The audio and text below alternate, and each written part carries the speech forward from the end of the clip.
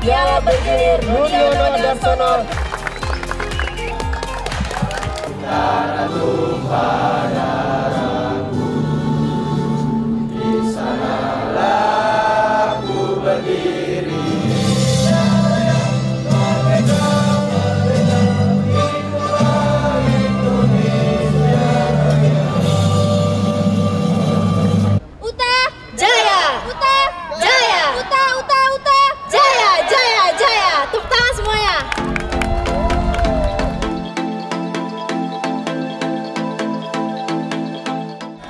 Saya bangga dengan kalian.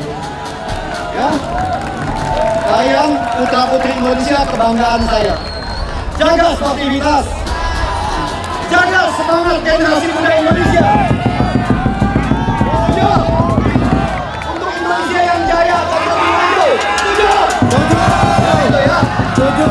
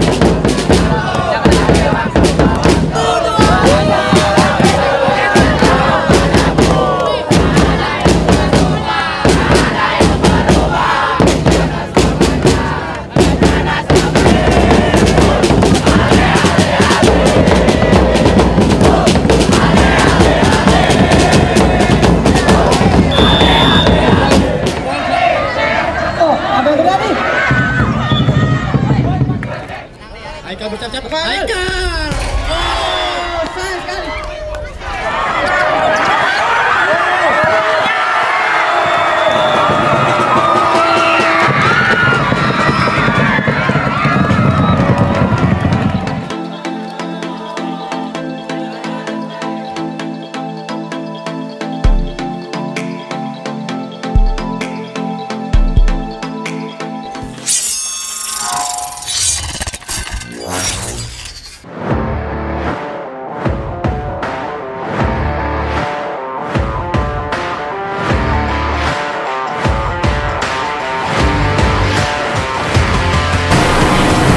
Halo Sobat Uta, bertemu lagi kita dalam acara Uta Bicara Bola.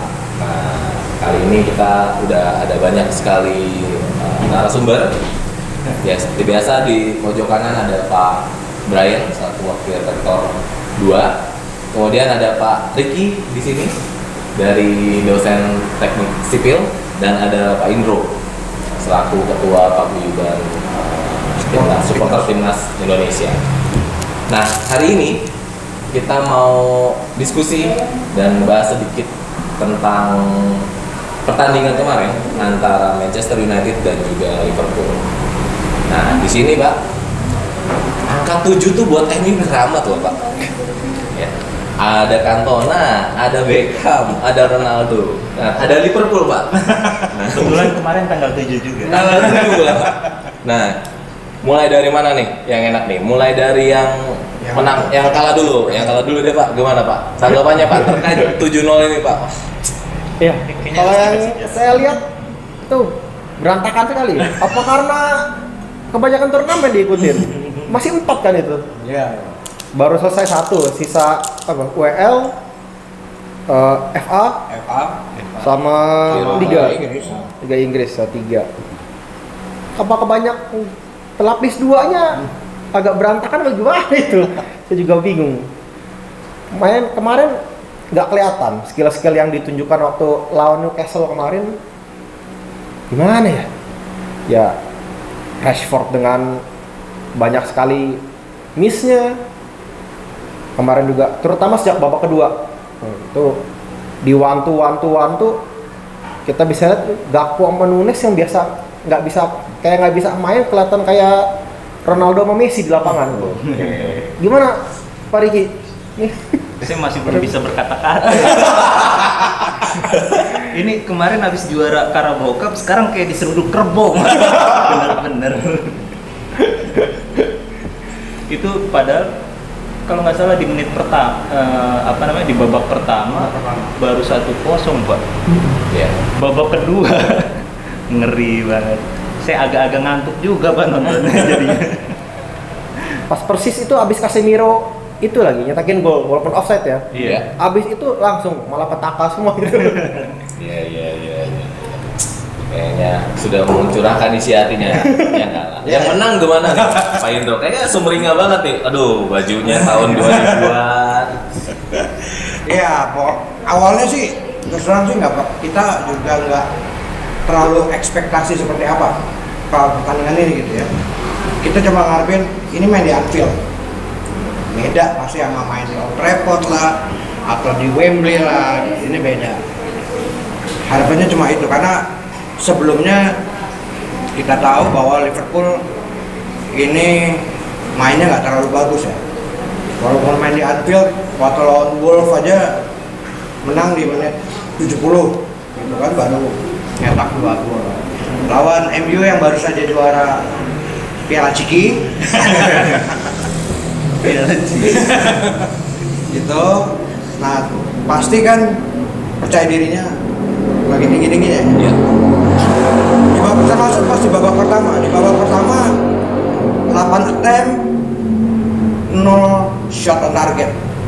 Sebelum terjadinya gol Gakpo ya. Itu kita masih juga oke lah. Kalau ini seri-seri aja lah. Asal jangan kalah aja. Lawan siapapun kalah nggak apa-apa, asal jangan MU gitu.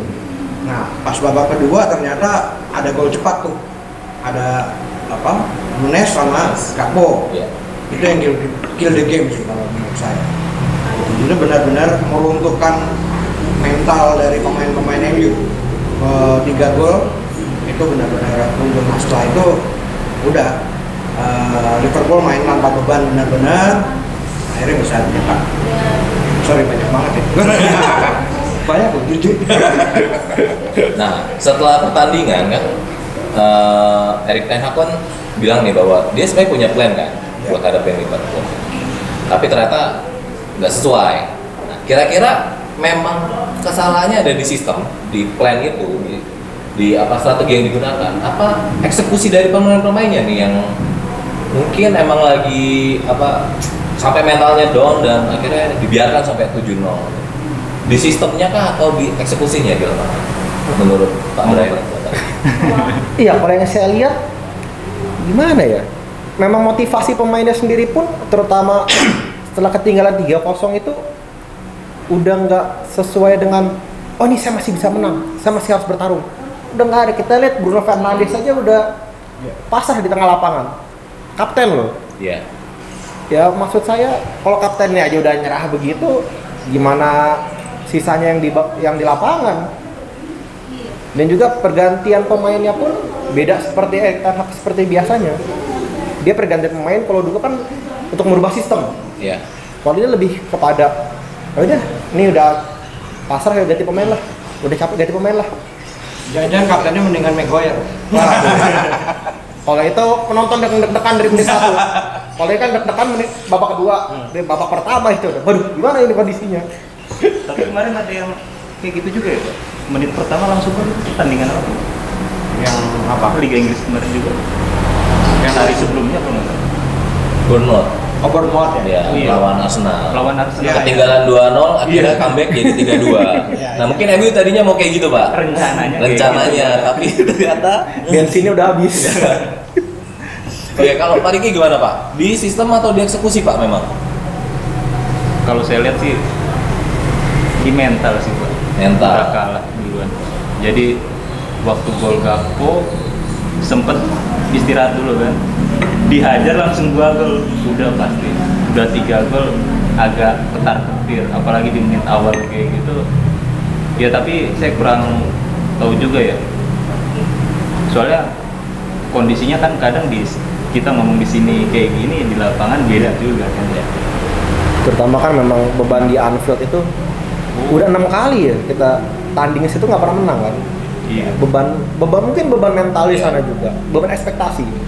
Mereka habis juara, harapan nih kita putusin di kutukan Anfield nih. Ternyata situasinya bukan yang membutuhkan kutukan, malah bikin rekor kekalahan terbanyak. Kedua kalau nggak salah ya rekornya itu kan. Iya. Kedua terbanyak. Iya. Nah, terakhir yang skor 7-1 tuh tahun 85 kalau nggak salah. 7-1 masih satu Pak. Itu 7-1 gitu. Dan ini udah 7-0 kan. Nah tapi kalau saya melihat sih ini ya Ten Hag ini sebenarnya pelatih bagus, apalagi waktu di Ajax. Ini sebenarnya MU arahnya tuh udah mulai ke Ajax ketika beberapa tahun terakhir pasti pegang Ten Hag. Bahkan dia bisa menang lawan Madrid 4-1 di Bernabeu gitu kan. Itu saat itu masih pegang Ten Hag. MU ini arahnya ke situ. Cuma mungkin ada beberapa pemain yang belum klop banget sama sistemnya Ten Hag. Itu yang saya lihat sih. Mungkin si Bruno Fernandes gitu, itu yang belum layak juga untuk memegang ban kapten gitu kan. Justru kapten itu harusnya bisa memicu ketika ketinggalan, dia bisa comeback gitu. Nah ini yang saya lihat sih belum pemain ada beberapa pemain yang belum ini sama caranya Ten Hag. Ini kayaknya saya ngeliat nih Pak, semua fans Liverpool juga kayak nggak tega Pak mau ngebulinya nih. Jadi di beberapa komentar tuh kayak masih ya satu sisi seneng tapi satu sisi kasihan gitu.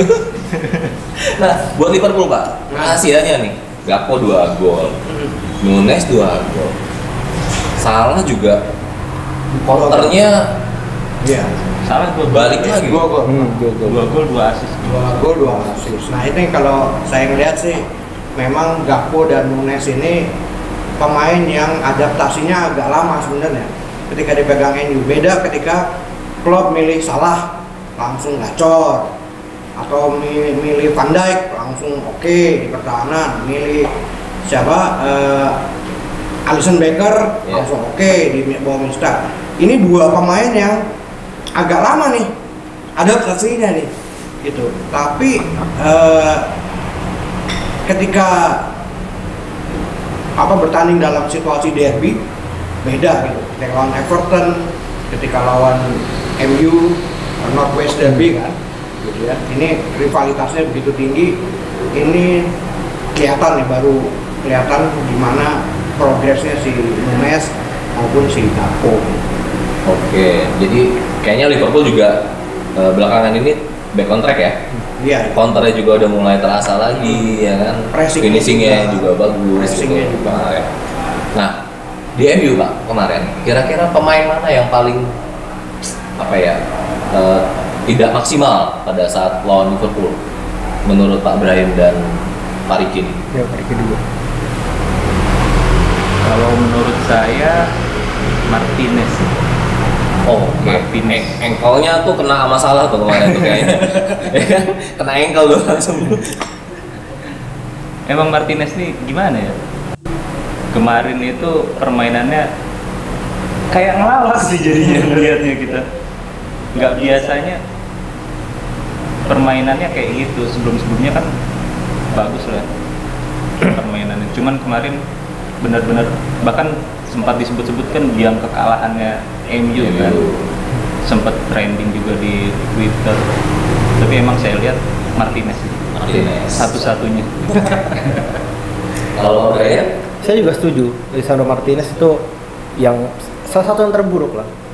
Karena kalau kita lihat di pertandingan itu kan nggak seperti yang biasanya, 1-on-1 kalah, banyak miss interception. Permainan rasa percaya dirinya seperti nggak ada, mentalnya nggak ada di sana ketika berhadapan dengan Liverpool. Berapa kali kalau kita bisa lihat kan pertandingan sebelumnya kan baik sekali dia menjaga di bagian pertahanan. one on one untuk interceptionnya. Waktu lawan Newcastle kan berapa kali dia menyelamatkan kondisi kan, dia bisa beradu, dia berani untuk ambil peran di sana. Pokoknya seakan-akan gimana ya, daya bertarungnya nggak ada. Padahal lawannya kan kalau kita lihat secara statistik kan sedang dalam kondisi terpuruk itu Liverpool. Harusnya kan muncul rasa percaya diri di sana, terutama setelah juara. Nggak muncul di sana, nggak terlihat permainan percaya diri di sana. Terutama ya setelah counter attack yang gagal itu, setelah counter attack yang berhasil dari Liverpool. Wah itu sejak itu kan saya juga nggak tahu itu di half time itu Ten Hag ada bicara apa. Tahu-tahu drop permainannya. Iya. Nah pas setelah pertandingan, Ten Hag kan langsung melakukan evaluasi. Jam 7 pagi udah ada di markas buat evaluasi, kemudian jam 9 pemain MU udah harus datang juga buat latihan, dan bahkan dipesan nonton selebrasinya pemain Liverpool ya gitu. Nah ini kan mental banget nih. Kira-kira di pertandingan berikutnya nih, ini ada Betis juga nunggu nih, bisa back on track gak kira-kira? Dan apa yang mesti dilakukan nih sama Ten Hag? Ganti Sarti Lovat atau harus gimana? Ya, kalau dari saya sih Ten Hag harus berani mengambil sebuah keputusan bahwa pemain yang buruk harus dirubah. Jangan sampai kayak misalnya saya ambil contoh Liverpool waktu awal musim, di mana karena yang dimainin Salah pasti main, Van Dijk pasti main. Jadi mereka main juga seenak-enak nih, oh saya main jelek pun juga pasti main next match. Nah, itu harus jangan sampai hal itu terjadi di MU. Pemain yang buruk harus berani untuk Ten Hag harus bisa mengambil keputusan untuk diganti, supaya pemain itu sadar bahwa oh lo harus terus berkompetisi, lo harus mengklaim bahwa oh ini posisi saya loh, starting 11, nggak boleh ada orang lain di sini. Nah itu harus kita melihat Ten Hag supaya pemain itu selalu terpacu motivasinya. Tapi di sisi lain juga jangan sampai itu mengganggu performa dari tim tersebut ketika nanti melawan Real Betis. Karena kan beda dengan liga ya, ini kan fase knockout, di mana kalah ya kalah, tersingkir. Pertama kita tahu sepanjang sejarah Eropa klub Spanyol itu sangat-sangat berjaya. Ya itu harus diwaspadai di sana. Kalau tadi gimana persiapan menghadapi Betis? Sebenarnya skuadnya udah cukup sih, cuma ya kembali ke yang tadi, Martinez kayaknya yang harus diganti ya Bang Martinez. Nego ya. Posisinya namanya Kita nggak punya pilihan yang bagus. Berarti Luxau harus ditarik lagi gitu.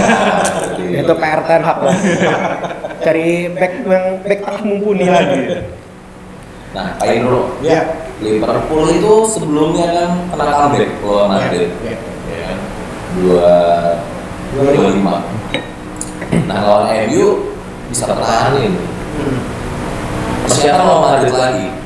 Optimis kah atau gimana perasaannya sekarang? Sebenarnya inti perubahan dari Liverpool ini kembalinya Konate. Kembalinya Konate, dia membuat Van Dijk nyaman bermain dan tanpa ada rasa was-was. Beda dengan kalau Joe Gomez yang bermain, Joe Martin yang bermain, ini banyak banget. Dan ini yang Van Dijk ngerasa kurang nyaman. Tapi baliknya Konate ini kan menyebabkan Liverpool sejauh ini sudah 5 clean sheet ya pertandingan terakhir di luar Madrid. Ini sudah 5 clean sheet. Tapi ini lawan Madrid di Bernabeu gitu ya. Ini terus terang sih kita walaupun ketika melawan timnya Ancelotti kita udah pernah comeback di Miracle of Istanbul ya. Gitu lawan Ancelotti ya. Lawan tim Spanyol juga udah pernah comeback. Tapi itu di Anfield. Ini di Bernabeu. Beruntungnya sekarang gol tandang nggak gitu. Jadi kalau misalnya kita posisinya 3-0 di Bernabeu itu alih-alih. Itu ada keuntungan sedikit lah. Ya berharap tentang mereka lagi oke gitu, cuma kita harus realistis biar nggak terlalu gimana ya, nggak terlalu kita menaruh harapan yang begitu tinggi. Kita realistis, ini Bernabeu, Madrid lagi lawannya pemain-pemainnya ada Benzema, pemain-pemainnya cepat gitu ya, ada ini ada pemain lainnya ini yang harus diwaspadai. Ya kita berharap keajaiban tetap ada, cuma ya nggak berharap banget lah.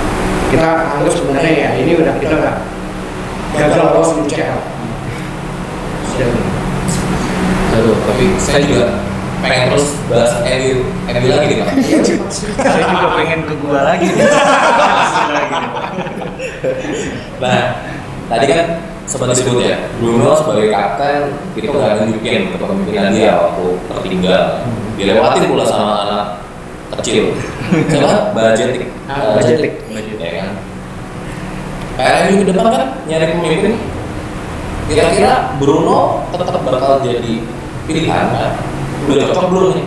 Ya walaupun oke kemarin ya di lawan Liverpool dia memang udah jelek banget gitu. Maguire masih mau diharapkan jadi kapten atau pilihan terbaiknya siapa? Kira-kira nanti buat mimpin skuad MU. Dari Pak Iro deh sebagai Kalau saya sih lebih memilih Rashford harus dicoba untuk jadi kapten. Pertama dia lokal Inggris. Mereka Rashford sendiri harusnya lebih tahu tentang budaya di Inggris, lalu bagaimana pendekatan dengan fans. Dia harus lebih tahu. Dan ketika dia dijadikan kapten, saya pikir dia sudah layak karena dengan sejauh ini kan dia ini top score di MU ya. Top score di MU. Iya. Cetakin gol terus itu. Iya. Nggak tahu kenapa aja kemarin tiba-tiba. Kenapa harus diberi kesempatan? Lagi pilihannya? Kalau menurut saya Casemiro. Jadi walaupun baru track recordnya, tapi semua orang udah tahu lah dia. Terus kepemimpinannya juga bisa dilihat waktu di Madrid, beberapa kali kan dia pegang ban kapten juga. Paling cocok sih Casemiro walaupun masih baru. Saya pun setuju Casemiro karena kalau yang saya lihat setiap pertandingan itu paling pekerja keras Casemiro, ketenangannya, kerja kerasnya. Waktu yang saya lihat pun kemarin pertandingan dia masih bekerja keras, Casemiro masih lari kemana mengejar bola. Waktu lawan Newcastle juga dia habis lari ke depan, bisa ketika diserang udah ada lagi di belakang. Jadi kita butuh sosok figur pemimpin yang emang bisa untuk mengontrol situasi, memiliki ketenangan, bagaimana ketika tertinggal, bagaimana ketika unggul, bagaimana ketika menyerang, bagaimana ketika ada counter attack.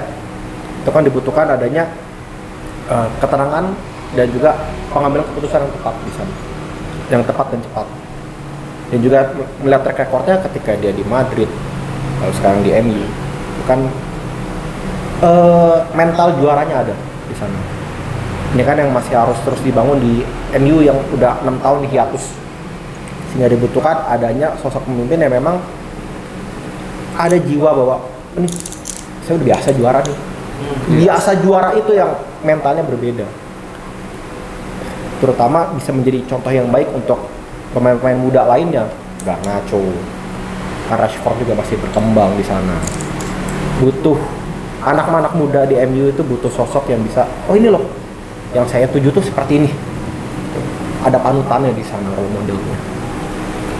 Atau enggak ya mungkin ya cari pemain lain yang dari luar. Karena kan kabarnya kan juga ini kan masih mau undang De Jong untuk masuk. Ya anak kesayangannya di Ajax lah itu didikannya. Ya ke depan ya kita lihat skemanya mau seperti apa kita. Karena kan juga yang saya lihat MU itu kan masih on proses lah, masih dalam pengolahan Ten Hag di sana. Dia mau menanamkan filosofinya, sistemnya dia di situ. So far it's on a good track, tapi yang kita harus lihat ya bagaimana on prosesnya ini. Karena kan dalam setiap proses itu baru terlihat oh masalah di sini, oh masalah di sini. Kalau misalkan dengan talenta yang ada ya Casemiro.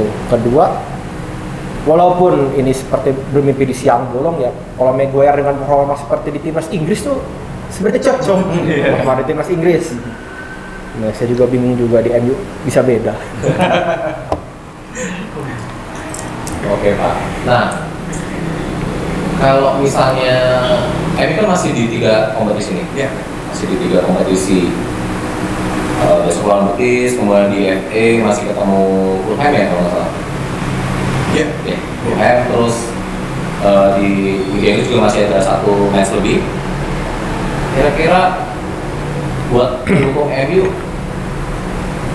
peluang meraih trofinya ini di FA dan UEFA gimana? Optimis kah bisa sampai juara atau ya kalau kita kesampaian Liga Inggris lah ya gitu. Atau ya dilihat aja dulu nanti goanya masih kebuka atau enggak gitu. Gimana? Pak Idul boleh nambahin ya nanti ya? Ya. Kalau saya sendiri sih optimis sih. Tapi kalau pertandingan yang kemarin saya tutup mata dulu ya. Kalau sejauh ini optimis. Optimis Bisa sekali. sampai juara ya. Iya. Karena Liverpool kemarin juga di fase yang sama masih berada di 4 kompetisi juga kan. Sudah juara Carabao, terus sisa 3 kompetisi. Masih race sama City juga sampai terakhir gitu. Bisa menyamakan atau kira-kira gimana? Ya, MU harus menunjukkan permainan mereka seperti melawan Newcastle. Ada mental juara di sana. Kalau seperti pertunjukan kemarin itu agak berat lah. Yaitu di mana Ten Hag harus bisa memotivasi kembali pasukannya bahwa kita MU, kita adalah tim dengan budaya juara yang kental dan bagaimana cara kita mempertahankan budaya juara itu. Karena kalau kita lihat ya balik lagi dengan 7-0 ini kan pasti mental berantakan. Jangan disebut Pak, disebut. Itu bagaimana cara anak bisa memotivasi lagi. Yang berat kalau saya lihat kalau Liga Liverpool masih banyak lawan kuat itu di sana. Beruntung lagi itu.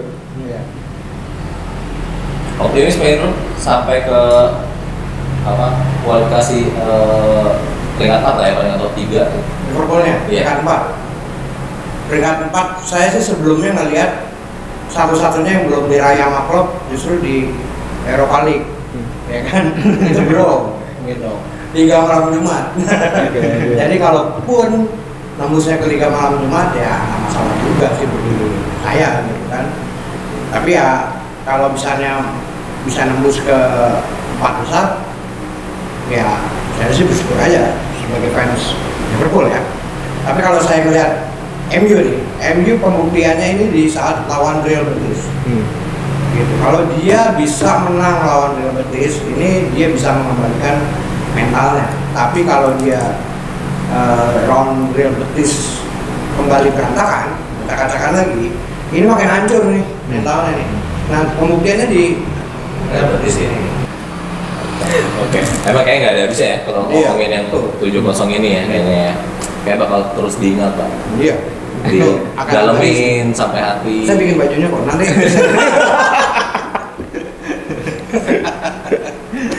Oke, mungkin itu dulu kali ya Pak ya. Iya, oke. Hari ini pembahasan kita terkait hasil pertandingan kemarin ya mudah-mudahan MU bisa on track lagi, Liverpool juga makin gacor ya, mudah-mudahan ada kalahnya juga kita terus. Enggak Pak. Nah, Liverpool udah back on track Pak. Back to factory gitu. Mungkin itu dulu teman-teman sobat kita untuk diskusi hangat sore ini. Untuk kita bisa ketemu lagi dalam waktu dengan pembahasan yang lain. Bye.